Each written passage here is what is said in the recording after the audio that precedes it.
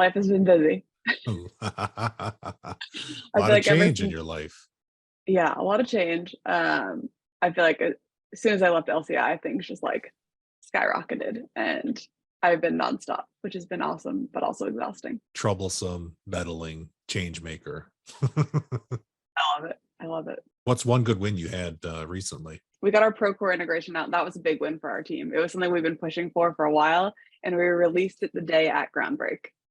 And so it was Ooh, like everything came together just like in the nick of time. It was planned out perfectly to be released, and it went live while I was setting up our booth at Groundbreak, and it was such like a moment of relief. Like we got there, it happened, it's actually working. There was no bugs with it. It was a big win for us. that's a huge one. Congratulations on that. The timing was amazing. So you did tell everybody coming to the booth, right? I did, of course we did, yeah. But it was funny, like as I was setting up the booth, I'm like pinging engineering, being like, "Is this going to happen? Are we going to be able to do it?" And it goes through a whole like Procore like review process. And as soon as I was like final setup, the monitor's on the table, I get this ping text message that it's live. Feel free to test it. It was like perfect timing. Also, I would have liked it to be a little earlier, but it's startup life. At least the day before, right? Yeah. Yeah. Yeah. How different is running a technology company versus running a job site as a superintendent? I was talking to someone about this the other day. It is like running a job site that has a lot of design changes where it's kind of a little chaotic, but it has that same feel. Like my sales team is my electricians, and my product team is my drywallers, and like there's all like this communication all has to flow. So it's just kind of like running a job site all over again, where you have the right people in the right spots. And it's funny, I like across the wall here, I have all of our sticky notes of like what has to happen when, and like moving everything around just as if it was a job site. So I feel like I hung up my hard hat because I'm sitting in an office now, but it's essentially the same exact job. I think that's Yeah. amazing. I tell people like projects are very similar, and you get people in different industries that just totally disagree with you, and they'll like fight you and tell you how different it is. And I was like, it's just like making snow. You need Yeah. freezing conditions, you need some elevation change, you need moisture. And even though every snowflake is completely different, it's all still snow. Yeah, exactly. It's just different environments, all it is. Welcome to the EBFC Show, the easier, better for construction podcast. I'm your host, Felipe Engineer Manriquez. This show is all about the business of construction. Today's episode is sponsored by Bosch Refine My Site is a cloud-based construction collaboration platform that applies lean principles to enable your entire team to plan, communicate, and execute in real time. It's the digital tool that works in tandem with your last planner system process and puts it all together in one simple, collaborative ecosystem. This easy-to-use platform is available in English, German, Spanish, Portuguese, and French, and can be used on desktops, tablets, and mobile devices.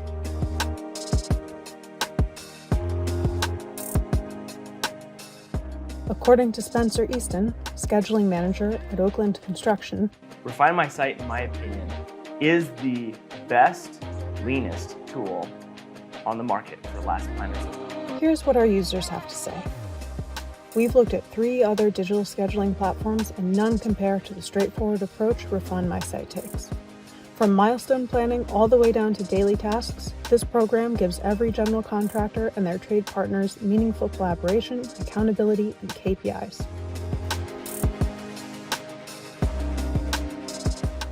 Register today to try Refine My Site for free for 60 days. Today's show is also sponsored by the Lean Construction Institute. LCI is working to lead the building industry in transforming its practices and culture. Its vision is to create a healthy and thriving industry that delivers outstanding project outcomes every time for everyone. Check the show notes for more information. Now, to the show. Welcome to the show, Kaitlin Frank. Kaitlin is the CEO, former superintendent, project professional extraordinaire. Kaitlin, this show's been a long time in the coming. We finally got it scheduled. I'm so excited you're helping us to kick off a strong season 4. Kaitlin, we're going to put all of your bio, special links, and places to get in touch with you in the description below, people. So if you're watching this on YouTube, click on the title to expand the description.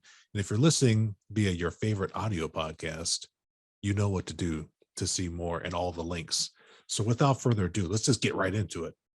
Kaitlin, how long have you been the CEO of this beautiful software company, eMOD Safety Incorporated? So I stepped in as formally as our CEO this past January. So by the time this airs, in just about a year. I was a co-founder prior to that for a few years. I had a hard time leaving the field. I wanted to stay in the field and I wasn't ready to leave that side of it yet. But when I saw the opportunity of where this could go and what eMOD could do for the field, it was kind of a no-brainer to jump in. We bounced around in the same community of change makers through the LCI community. And I think that the vast majority of your career, if I had to like percentage it, you're more percentage field supervision than anything else. Is that right? Yeah, I spent about 10 years in the field running work. And I mean, that's where my heart is. It's in the field. That's where I want to be. And this is just a very different way of being part of the field. Yeah, so you're still connected. I think, you know, for people listening, this is a great example of how there are many ways to be inside of the construction industry. It's not just on projects. It takes a village sometimes to bring these projects to life. You know, what is one of the main components or main drivers for somebody to pick up eMOD, or what drove you to help be a co-founder of eMOD? What was the problem you're trying to solve with this? You know, what's funny is that, so I'm a daughter of a contractor. I was a superintendent, and my dad kind of always just drove in like the importance of safety and like the fact that someone else's mistake could have impacted his ability to come home. And that really always bothered me. But also at the same time, when someone stepped foot on my job site, it made it really important to me that I was responsible for their safety. And when I went out and I saw what was out there, there was nothing actually designed for the field. Everything was designed for operations and management, but not, what is it, 97 or 98% of the construction industry is in the field or remote workers. Yet we're designing things for people who are in the office. And so Santiago, who was my right-hand man, nothing was protecting him. And so I wanted to protect him. And so what really started out as one of our features within eMOD, our pre-task plan, all of a sudden grew into an entire platform because I wanted to support him. I wanted to set the field up for success, where I felt like everything else was just setting the field up to fail and kind of checking that box of a safety program. And so what started out as something small and I needed a solution for, I realized that the rest of the industry also needed a solution for. That's incredible. And I looked even further, and you had you got your start at the Whitworth Institute of Technology, which I think I've got a couple East Coast friends back that way, and you came west to California, as did I, from the center of the country some years ago. Are you still California based? I am still California based. I came out about 10 years ago. It was a 2-year plan. I had this moment in Boston. I was on a scissor lift downtown, and it was old like row houses where we're pushing in the bricks, trying to figure out structurally sound one of the buildings was, and it was sleeting. I had 2 jackets on, 3 pairs of pants. I was like, I can do this somewhere warmer. Like, I do not need to be here, freezing all the time. And so I came out to California as a 2-year, like, I'm going to move to California. It's going to be great. I'll escape the couple winters and I'll come back home, because both my husband and I are from the East Coast and our families are all still there. 10 years later, I was like, I've become California soft, as I like to say it. I do not want to go shovel my car out ever again. I was just in Wisconsin a week ago for business travel with Bolt, and I had multiple pairs of long johns, multiple jackets, and it was just barely enough clothes to stay warm outside. Yeah, I mean, it's 60 degrees today in San Francisco, and I wore a puffy jacket to go get a coffee this morning. I mean, I am meant to be here, not on the East Coast. I'm not too far from you. Like, I grew up in Chicago, and after, for almost 30 years, and used to the weather and the elements, and then within a year or two coming out here, my blood completely changed, and now I get cold with the strong breeze. Exactly. We're spoiled now. Yeah, it is. Today, where I am, just north of Sacramento, it's going to be a high of 63 today in this cold fall, almost nearly winter time, which is amazing, people. Yes, I love it. I don't know if I'll ever leave. I was outside this morning walking with my family, and I had a hat on because it was cold, covering my ears. and I complained about how cold I was. So I think you're here to stay as well. the change is real. Yeah, we also were like, we'll do it for like a year or two or a project, and 13 years later, almost 14 years later, still here. Yeah, exactly. Still here. So in eMOD, you shifted away from being a superintendent and going full time and taking the helm of this company to solve this problem for so many people. What are some of the kinds of benefits you've heard from people using eMOD that has changed how they are showing up on the job site, or just the level of safety that they get to experience now? I hear from a lot of people, the intent when they deploy eMOD is to go paperless, to have everything in one spot. And that was my original intent when helping design it, was how do we go paperless? How do we put everything in one spot for the field, make it really easy for the field to deploy? But the outcomes have been so different. Yes, that is part of it. But what they've seen is better communication around safety. And their focus on safety is less on the paperwork side, but more about how can they be proactive, and the conversations that they're having with their field teams and at a corporate level have really changed, which has been really exciting and interesting to me, because as a superintendent, I was spending so much time on chasing paperwork and saying, did someone fill out their pre-task plan? Did they sign in? Did they do that? And if you have multiple floors, or if you have multiple job sites that you're running at once, you can only be in one spot at a time. And so for me, there was a kind of a breaking moment where I had 3 jobs in downtown San Francisco in 3 different buildings. Yes, they were all next to each other, but the first couple hours of my day were spent just ping-ponging from one building to the next, trying to check in to see, had everyone done it? And that wasn't safety. That was an administrative version of safety. Right. And so the fact that the conversations around safety and that the field employees feel empowered more so than safety. I've done so much research on safety at this point. But 70% of our field crews feel like safety takes a backseat to productivity. Like, we're doing something wrong. That they think that getting the job done right now is more important than them going home. That's a hard pill to swallow. And especially if you're a superintendent out there and they're cutting corners now, like they're going to grab the wrong ladder or wrong tool, whatever it is, that they can go home or finish the job faster because they're worried about their jobs. We're doing something wrong. Absolutely. And for people listening to the show, what kind of nerd I am. So that's worth saying a second time. Then 7 out of 10 people on your construction project sites right now, in their heart of hearts, believe, and backed up with research, Kaitlin just informed us, that getting the job done is more important than their physical well-being. That is a very dangerous environment that the vast majority of our people are on. I think that's going to be an eye-opening statistic for so many people.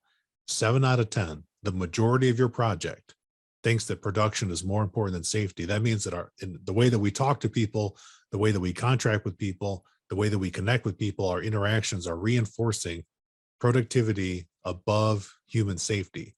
If something happens, guess what happens to productivity? Everything stops. Everything shuts down. People don't go home the way that they came. That is not a good thing. So now you've got people having that reaction, and you're seeing this in the research.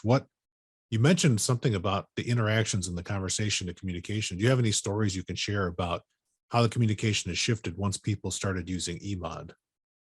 So one of the companies that we've worked really closely with, they thought prior to using eMOD, they had great safety scores and ratings, and they thought they were pretty much in compliance. They knew there was always going to be those 1G, 2G jobs that were out of compliance, they didn't have full visibility on. But they realized in 2019, they had put 3,000 people through their safety orientation.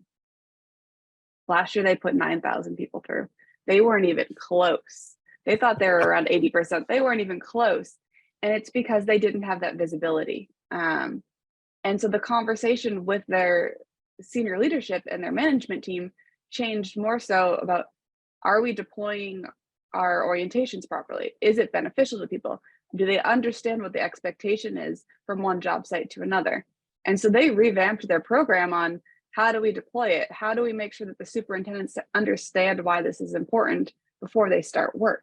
And so really the conversation at a that management level changed, but then also as soon as a field person showed up on site, they understood what those expectations were, less so than, or I guess more so than before. Yeah, I think that's incredible. I mean, that statistic in itself. So company thinks they're doing well. They don't have real data to see Right. like what it is, because it's not easily at their fingertips, or for whatever reasons in their system, they just don't know. And then with your solution, more than double the Yeah. number of people go through and they have a big epiphany. This is not effective. I can't tell you, Kaitlin, how many times I've sat through safety orientations and projects across the country and even abroad. And the safety orientation is more like a commercial for the general contractor than it is Yeah. for like what the worker needs. Like I'll see things in orientations that have nothing to do with this job type. And then you cross your fingers and hope there's going to be some site safety thing. And it's hurry up, Mhm. take the test and get out there and start working. And it's like, but wait a minute. Everything I just saw in this video has nothing to do with what we're going to do right now. Like I've got questions. You know, some safety professionals are good and some companies have dedicated people and they'll engage and ask questions. But I think the vast, if I check, you know, just my gut check, I think most companies, most projects don't have dedicated safety, well-trained professionals. And it's just somebody drew the short end of the short straw. They drew the short straw and they just got to get through it. You said something there. You said hope. And so as a superintendent, when something would go wrong, there's an incident, an accident on a job site, you hope that that orientation's done. You hope that that pre-task plan is filled out. You hope they've signed in, all of these things. And that's that gut feeling. I mean, I've had it before where your heart just sinks into your stomach. You get that call that something's occurred. And unfortunately, your first thing, your brain goes to paperwork. Oh, And it's because I knew that my hand was going to get smacked. I knew that I was going to get in trouble if it wasn't done because I wasn't enforcing it.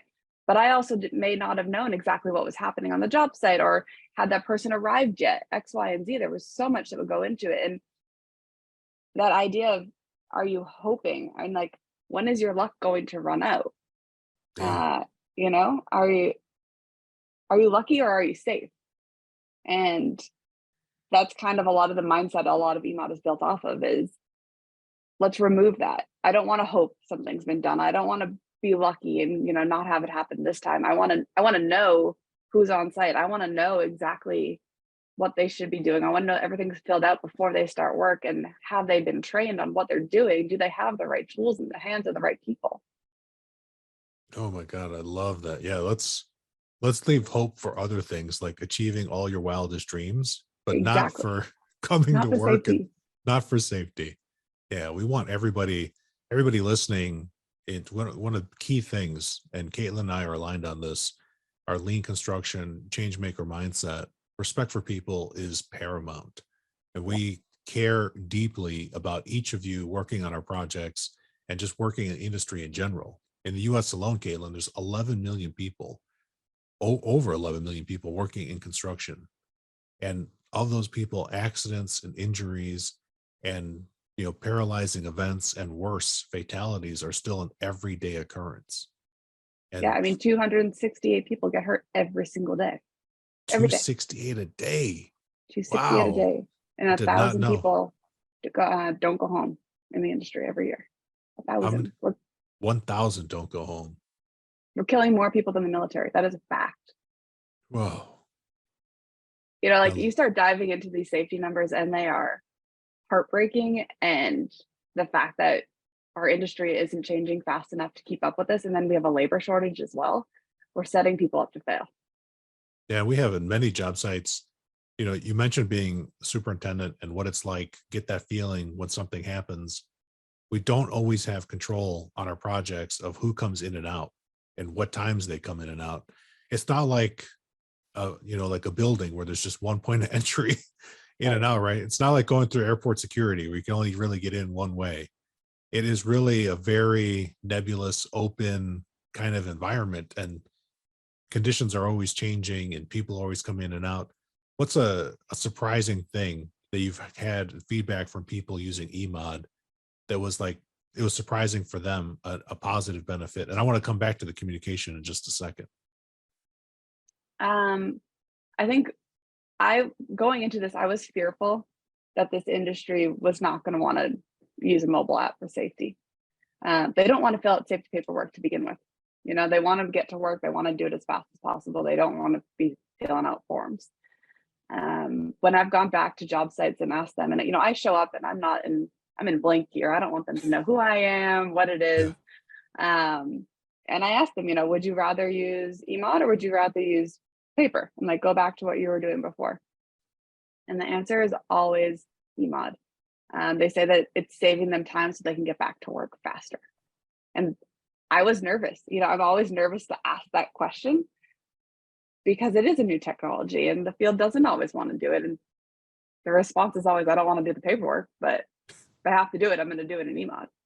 Yeah. If I have to just tap an app, that's way better than having to sit down and go like this old paper pencil thing. Now I love and I use a lot of sticky notes and paper, pens and pencils, but checklists and check forms, I don't know, there's something about it, especially, people that they're on a mission, right? They're on a job and no one ever talks about an expectations. Like a part of your job is this written communication.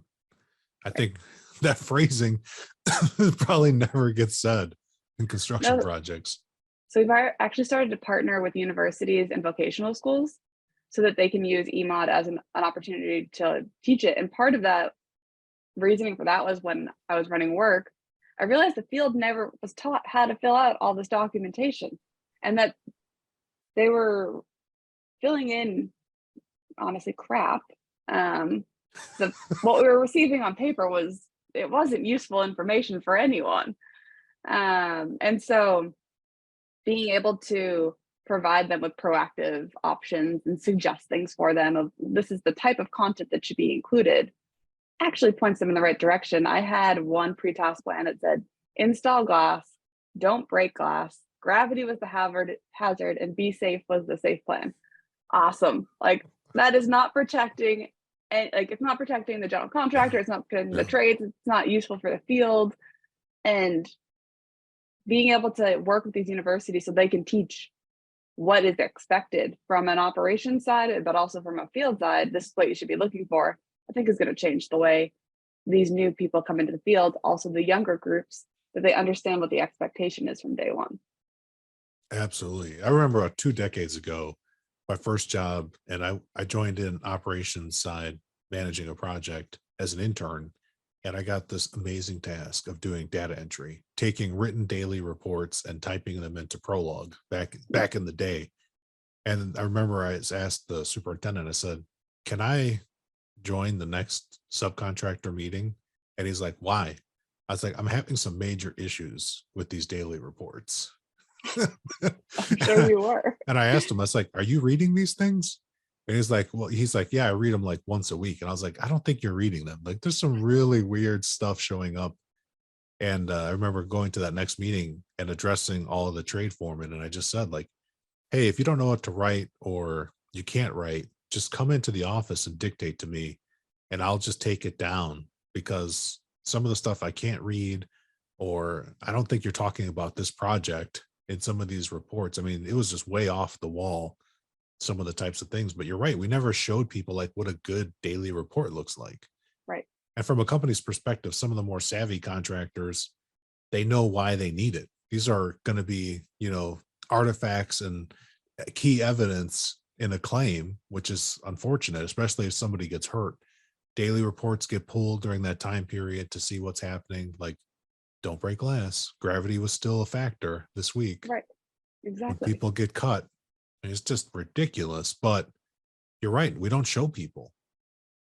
Yeah. And so I feel like part of that is also in 5 years when a claim occurs, can you even prove who was on your job site, what they were doing? Is there good information? And when it's all on paper, the chances of you being able to read it and actually, like, was it that actual person who signed off on it, is so difficult to know. Would it hold up? Yeah. I'm not sure. But having it digitized gives someone that opportunity. No, you're right. And then, records retention policies for paper forms, legally in most states and jurisdictions, it's only 1 year.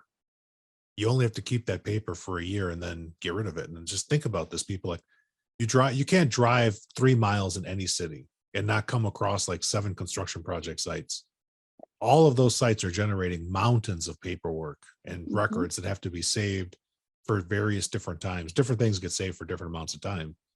And it's just all over the place. So I'm glad that you're making something that's shows people what winning looks like. It's making it easier with suggestions. That's a plus. You know, the theme of the show is easier and better people. So eMOD Yeah. is definitely aligned with the heartbeat of what this show is all about.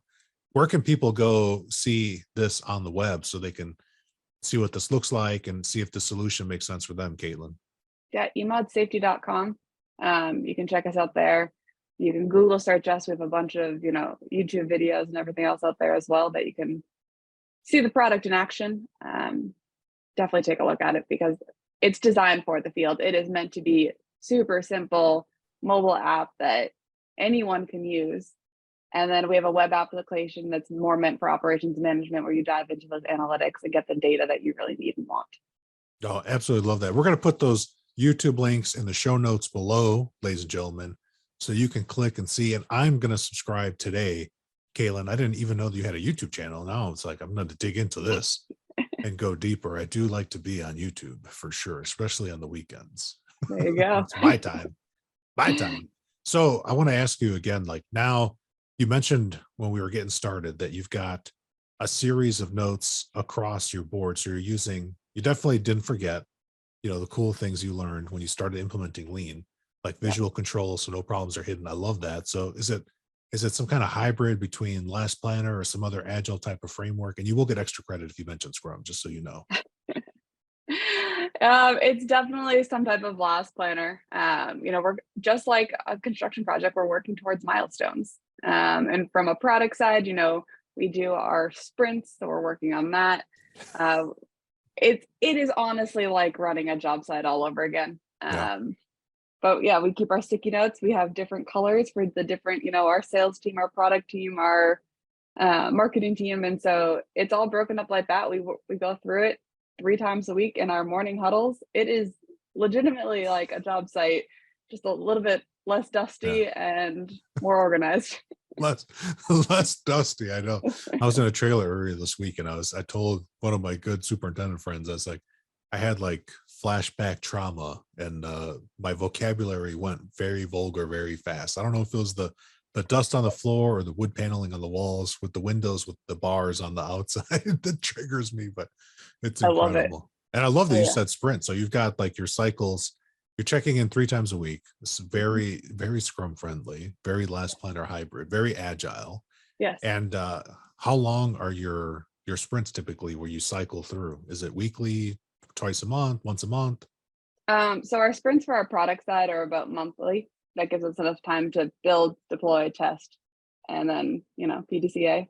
We do all of that in a monthly sprint. But we're looking at everything for this week and then 3 weeks out. And so we're always hyper focused on this week, but we're looking at the next 3 weeks so that we can plan accordingly. And if we need to make changes, we have time to make the changes. Yep. So that for people listening, that's very good. A lot of people that use Last Planner in their project side sometimes miss that long-term and short-term planning on a regular cycle. So what Kaitlin just said is a good nugget for all of you. Once a week, you should look into the future, 3 weeks or more, and then definitely check in to get that feedback, close that feedback loop so you can PDCA, plan, do, check, adjust, plan, do, study, act, plan, do, study, adapt. I love all these A-word synonyms to keep getting better and better and better. And without feedback, you're just hoping for better. Yeah, that hope again. Let's not hope. Let's just do better. Let's do better. Let's guarantee our success. So we use the feedback to help it happen. So I got to ask, like, what's all that time being a superintendent? What's your favorite memory from those days? One of my favorites. So we actually ran an all-female team. And I had a foreman from a acoustical ceiling company come in. He walked into the job site and saw the 3 of us, project manager, superintendent, project engineer, and said it was the most intimidating job site he's ever walked in on. And I loved it. That was one of the moments that I was like, I can do this. Like, I belong in this industry. I got this. And it took off from there. That's beautiful. What kind of project was it? I was building out it was a commercial TI job downtown San Francisco. I had a couple floors running, and it was just, I don't know, I probably had 80 to 100 guys on site, and it was just madness and exciting. And just to have someone say that gave me the boost of confidence that I needed. That's awesome. Yeah. I love that memory. I'm so glad you didn't say like a topping out party or barbecue. So you're getting extra points for this super unique thing. Absolutely love. How many, since you nerd out on statistics, like by percentage, what would be your guess as to how many women are in management roles or superintendent roles in construction? Not enough. Prior to last year, I had only met one other female superintendent. Wow. I've met a handful this past year, but I've met very few, and there's not enough. And I think the industry is changing, that there are more women going into the field right now, that there's much more of an opportunity, and the industry is adopting to that. But I still watch the women struggle to try to get their voice heard. And I mean, even I was questioned. After I'd been in the field for years, like, are you sure you really want to do that? And I walked onto a job site and I was like, this is the only spot I want to be. There's no question if I want to do this. This is where my heart and soul is. That's right. It's natural, people. She's human. Yeah. Women are part of the human species, ladies and gentlemen. Take note. I know in my career I think I'm almost knocking on 30 years of construction now. I probably have met less than 10, including you. Yeah.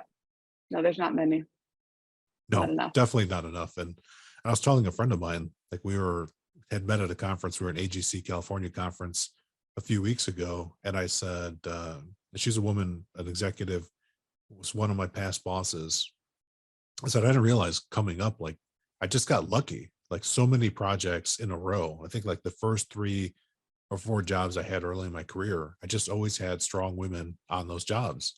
And I remember I was working for a large general contractor. We went to a corporate meeting where they bring everybody in and we go over the financials and everything. And I remember looking out into the audience and seeing like almost no women at all.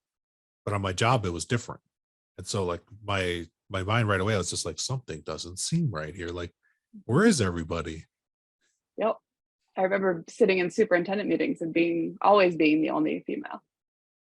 Just being, everyone just, who is this? Like, who's coming in? Hey guys. You're like, it's Kaitlin. Yeah. It's me. I'm here. Any cool nicknames you picked up in construction or nicknames that you gave? I need to know. Ooh. I was definitely given quite a few nicknames that I probably didn't want. Let's skip those. Let's go with the ones that you liked. I don't think so. I feel like I was just always Kaitlin. And it's funny because all of my friends and my family call me Katie. Okay. And I hadn't been called Kaitlin since probably kindergarten prior to going into the field. But I felt like I looked so young that going into the field, I couldn't be Katie because Katie just seemed really young. And so I went by Kaitlin from this time I stepped into the field. And so in the industry, I'm known as Kaitlin, but as soon as I step away from the industry, my friends and family, it's all Kate or Katie, and no one calls me Kaitlin. Except on job sites.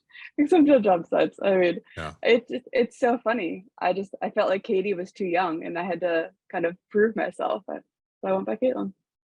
Yeah, that's there you go. So I mean, it almost seems like that's the nickname almost, because you're I hope you're spending more time with friends and family than working. So maybe majority time as Kate or Katie. Yep. Very cool. Very cool. Any nicknames that you've given people? Not really. There you go. That's respect, people. That was the test and she passed.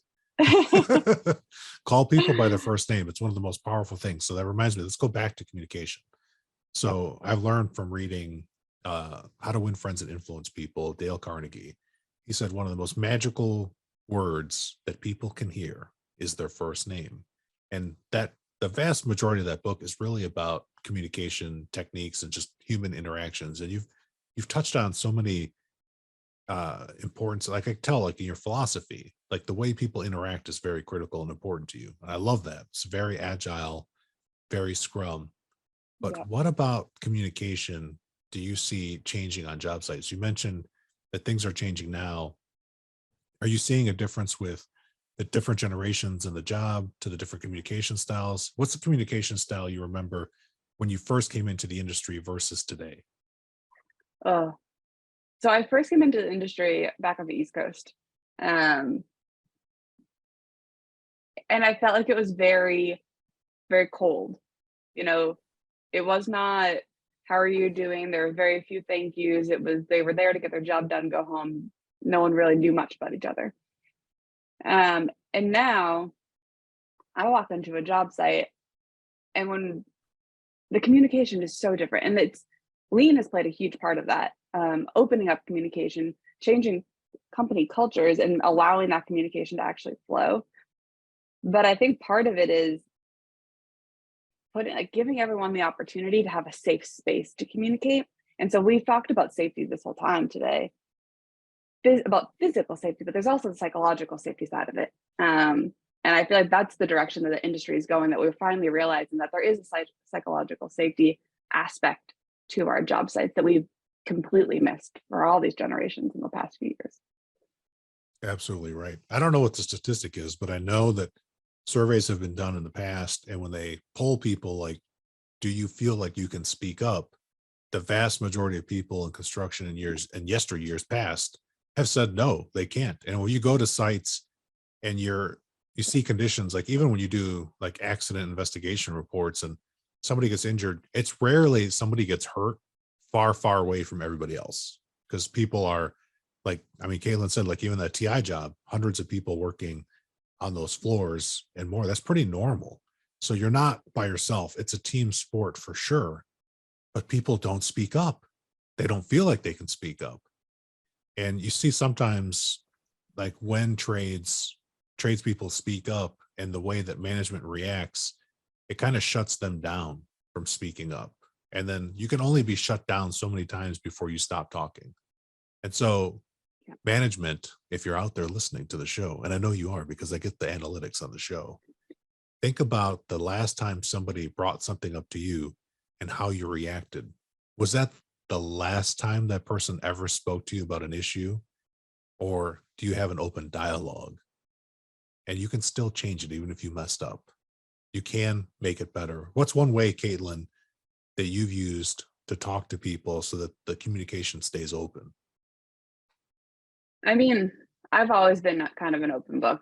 You know, you tell me let me know how I can help. And that's kind of how I've always ran my job site, was let me know how I can help. And there was always a thank you. And there was always a good morning. Simple things that humanize to construction, which I think people forget to do. One thing we've done in eMOD as a way to raise your hand is just asking everyone, how much urgency are you feeling? Like, do you feel a lot of pressure to get whatever task you're doing today done? If they say extreme urgency, that's probably the person I'm going to go check in on. And it's a way to raise a flag without having to, wave a red flag on a job site and draw all this attention to yourself.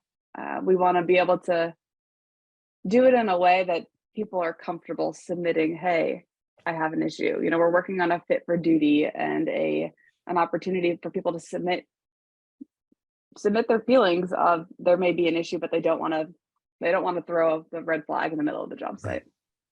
That's a good leading indicator. I've been part of many accident investigations over the near 30 years I've been involved in. And I can tell you that a common thread with all the accidents that I've seen without exception has been that the person injured has been feeling pressure, schedule pressure or production pressure, goal pressure, unspoken expectation pressure. You can't find anything written down, but you can just feel that thing. I think that's a powerful question, like that sense of urgency. So, oh my God, I love that. A forward leading indicator to help make a change. Now, when that flag gets dropped in the software, does it notify management in any shape or form, or their foreman? Since this is geared for the trades, like where does that answer go to? So it notifies the superintendent on the job site. just as a little red flag for them, gives them a heads up that someone's feeling extreme urgency, and that, they should go check in on them. And that's it. We just kind of leave it at that right now. We're working on more psychological safety and how can we do more small triggers like that just to raise awareness, but that we don't want the whole job site to become aware. And so notifying a superintendent or a safety officer, someone like that, to go check on them, this person. That individual interaction is so powerful. It can make a huge difference. So I want to thank you for that, Kaitlin. It's been amazing having you on the show. I learned so much. I feel like we could probably go another show and just talk statistics around safety for an hour straight.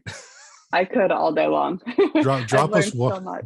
Yeah, drop us one more stat as we go out and get on with our day, making things easier, better, and faster out there. The construction industry spent $164 billion on incidents and accidents last year. Billion, 164. That's through administrative costs, insurance costs, everything combined. But think about if those things didn't happen, what we could be doing with that money. We could be putting it back into our people. We could be changing the way, we could be investing in other technologies that are out there. Very special thanks to my guest.